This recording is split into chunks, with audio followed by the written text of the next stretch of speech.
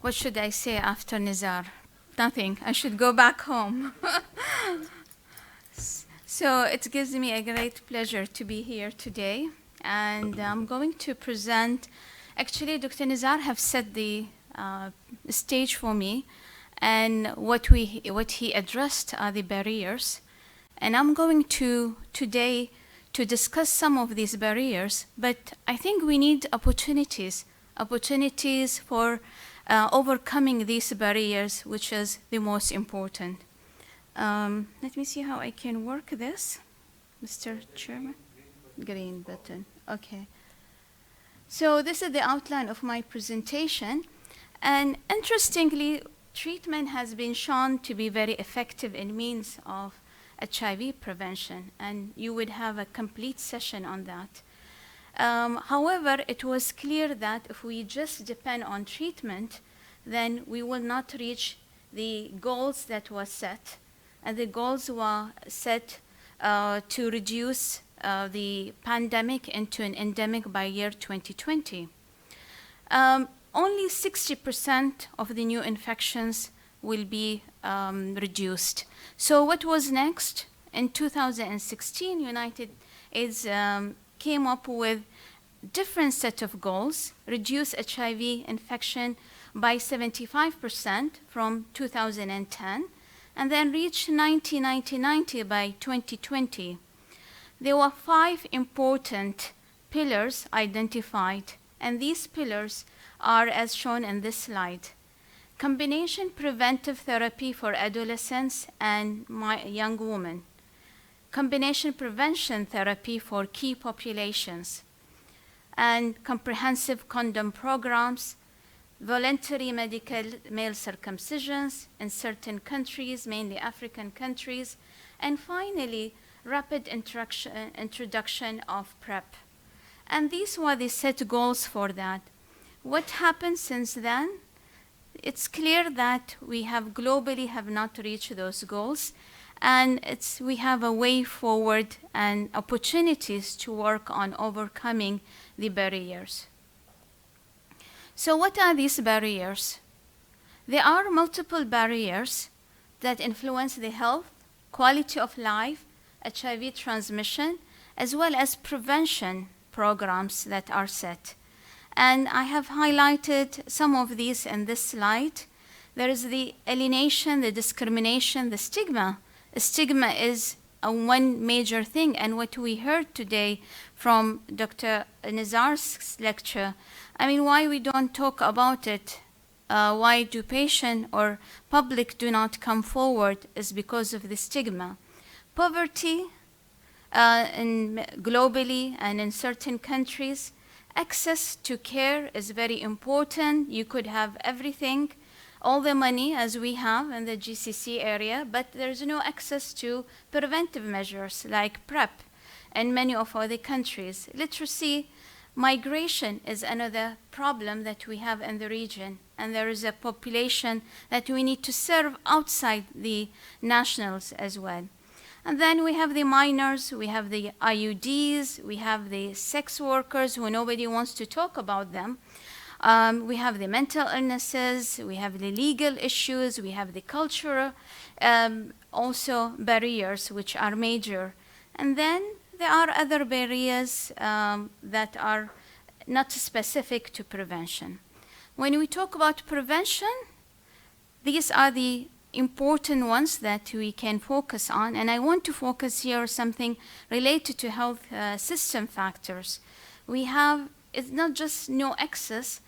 In order to find a clinic sometimes in the setting, and especially with COVID, patients and individuals had to wait for months and months till they get an appointment to see a doctor. This is for HIV patient and also for non-HIV patients. So it is a major thing, the long waiting time. Lack of confidentiality. Everybody knows everybody in the country. I have patient, the entire village will go to the same health center. What to do with them, how to kind of offer them treatment even, and not PrEP and other things as well. And then the negative attitude by healthcare providers. It's there, believe me. I don't know how many surgeons are sitting here. Surgeons, it takes me, you know, multiple consultations in order to convince a surgeon to take a patient infected with HIV to do a brain biopsy to diagnose a mass sitting in their brain. And this is existing in our societies, in our culture, in our region as well. And then lack of consistent community-based HIV services. These are individual interests, as Dr. Nizar's interest, as the society interest, but we need more than an individual interest. Client factors are huge as well. So we have inadequate involvement in the HIV-related services. I mean, it's from the stigma, they cannot show up, they cannot be part of these services that are provided. Defaulter after feeling better. The minute they feel better, they gain some 5 kg weight with integrase inhibitors. They are gone, and sometimes we don't see them. They think that they are done with it. Lack of trust, and this is a major thing as well. I think I am done, correct? So client-based barriers are important, and they vary per region, per country, per beliefs, by age, gender. Understanding them is very important. And we don't have data from our region. So closest is from Albania. I don't know, open country, Muslim background. And this is kind of survey was done in these 20 years old college students. And was interesting some of the findings here, that this was like 7 and 10, around the age of 20, 40% believe getting HIV will not stop them to have sexual intercourse with more than one partner. 69% reported using a condom seems like an insult to their partner. 78% with sexual experience did not use the voluntary counseling and testing services. And the less educated you are, the less civilized you are from rural area, the less likely that you will receive these kind of services or ask for them. What made the difference is your education, knowledge about HIV would be protective, and that knowledge would help the people to make the right judgment. So when we talk about prevention, we have to remember that there are 2 different categories. Prevention in person with HIV, so they don't spread the infection. But then you have the key population, and nobody talks about key population in our region. It's easier in HIV patient because everybody is on treatment, mostly in the region. I'm talking about GCC. And that helps in reducing the community viral load. But what about female sex workers? Client of female sex workers, men who have sex with men, IUDs, there is hardly any prevention activity in them. And this is an old slide, but it's important. Early diagnosis is very important. If you know your status, you will be more careful. And that's in fact that was seen back in 2010 data, and then 2016 also showed the same thing as well. Particularly, in order to stop the transmission of HIV, it's important to detect early and even in acute infections, because acute infections are the highest to transmit. So that's another how to capture patient and get them and diagnose them as that early. So it's a real barrier in our setting because we don't have testing available in the usual pharmacies. It has to be linked always with getting into a hospital or in VCT program if you have that in your country. So the prevention in persons with HIV requires several factors to consider. Also, there are individuals, they have their rights. They have to practice the way they want their life. Nobody can judge them, and they should not be a blame. We should provide them with all the aims and facilities. If somebody does not want to take, for example, does not want to quit drugs, refer him to a program where he can get clean needles. We don't have these things around us. We cannot do that. Also, from provider perspectives, it is important that we have the knowledge, we respect the beliefs of these individuals, understand their cultural background. We have our own cultural background, and we have the conflicts as well that sometimes goes inside us. We have to acknowledge those, but provide the best for our patient. So shared information is very important, and engaging patients in decision-making regarding what they want to do. These are kind of all the services that one can provide patients in order to reduce the transmission. And we had an excellent example from Thailand, how setting a clinic, a PrEP clinic, would have helped thousands of individuals in Thailand. So similar things are feasible in our settings. We do a lot of these things, but PrEP and PEP is our main issue and problem. Behavioral changes are very important, and I think it's important we also address them, and we hardly address them in our clinic. And this is one of the challenge and barrier we have, because we are new starters. We want to attract our patient. We want to be close to them, understand their background. So risk reduction counseling is less in our setting. Disclosure and for partners and partner testing, they tell us, yeah, I have a partner, I don't have, it's very difficult to get them and find them as well. And then advocating for condom use, it seems in our culture, I don't know, it's not acceptable. I heard lots of stories from my patients that they don't want to use it, as simple as that. Harm reduction is another things that we don't talk about it. Sero-adaptive strategies, and this is practicing sex with somebody from your same status, so HIV with HIV, non-HIV with non-HIV. Sero-sorting and sero-positioning as well. These are all methods that we can teach and educate our public about it. Still, we cannot talk about it openly. Often very missed. Let's talk about the most important thing, prevention in key population. We know that HIV is mostly in key population. Most of our screening programs in our countries in the region, pregnancy, new work, premarital. And that's why our capture rate for diagnosis, early screening is low. And we miss the most important population. Themselves, the key population, have a major barriers.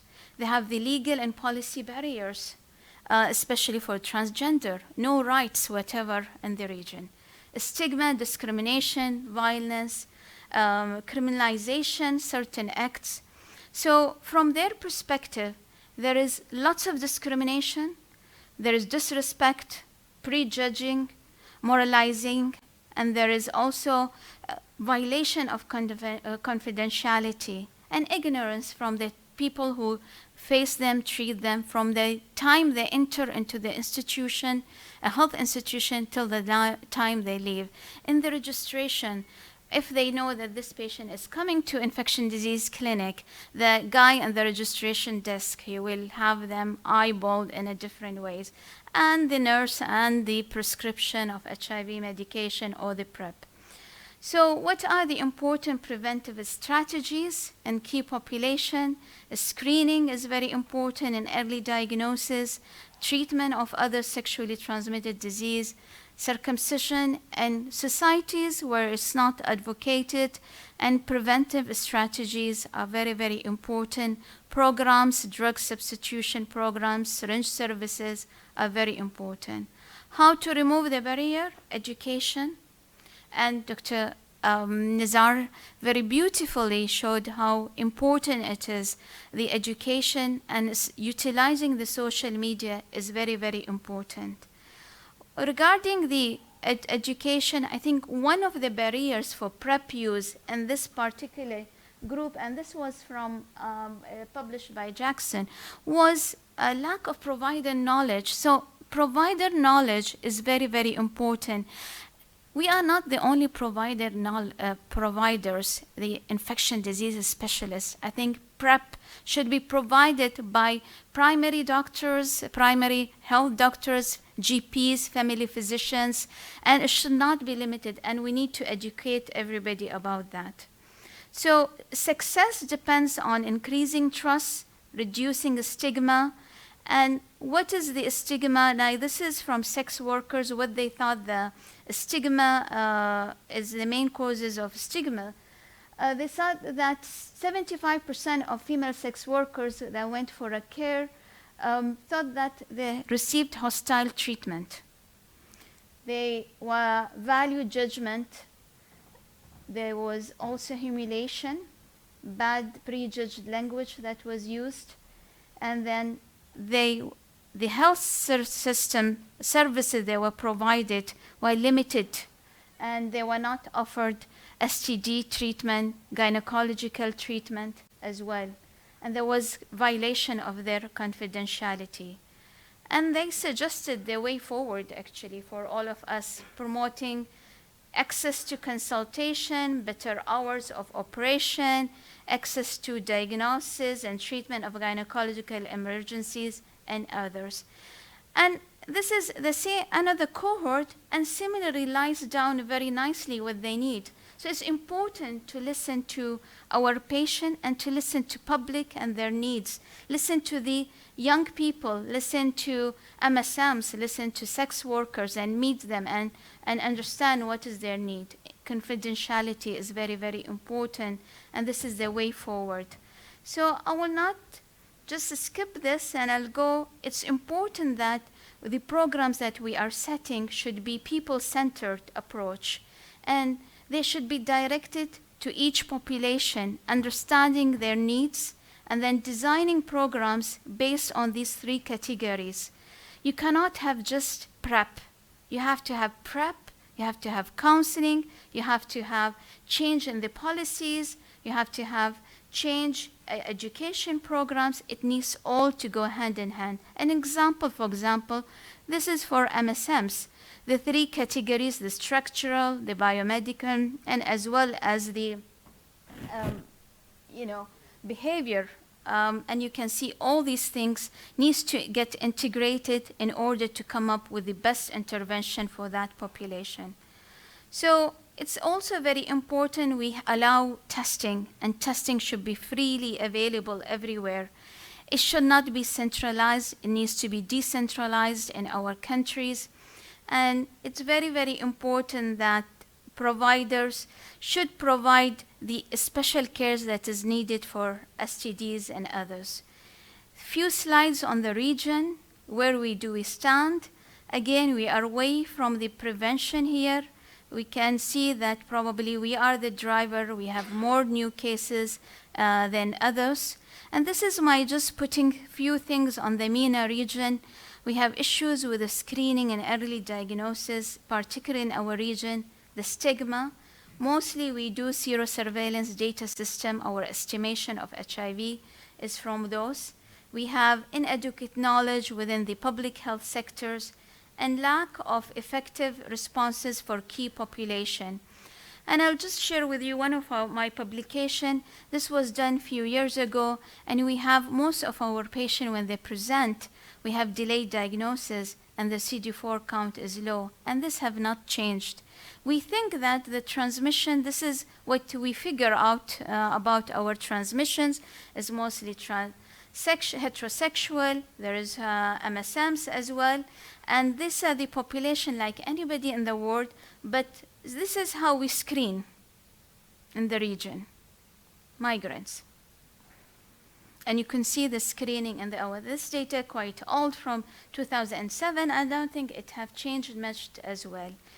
So we have lack of services, harm reduction programs, HIV, VCTs, access to ART in some of the countries in the region, management of discordant couples, and GCC, we are excellent in it, PrEP, PEP, and COVID and its impacts on it.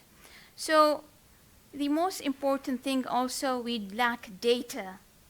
And Dr. Nizar showed you the white thing. No data on the risk population. And we have the stigma is very, very severe in our societies. So the way forward to remove the policy and legal barriers, Political commitment is very important. Community empowerment, and this is what Dr. Nizar and his team are doing. And then addressing the stigma. And I'll just share with you, Dr. Nizar, PrEP from Royal Hospital, the hospital I practice. We started last year. We're able to get a good 30 individual MSMs mainly, but then COVID kind of came and they disappeared. Now they came back. From the 30 that I have seen last year, 3 diagnosed HIV, 7 diagnosed with syphilis, and I can tell you that it's by word of mouth, and the slow start, but they are listening and hearing, and we are not as good as Dr. Nizar. I cannot go on social media and say I'm doing PrEP. I will be taken out of my hospital. So this is the way forward in the MENA region, really, looking into develop our own programs, scaling up counseling, scaling up the treatment, and then focusing on key population research. We need to collect data. Thank you very much.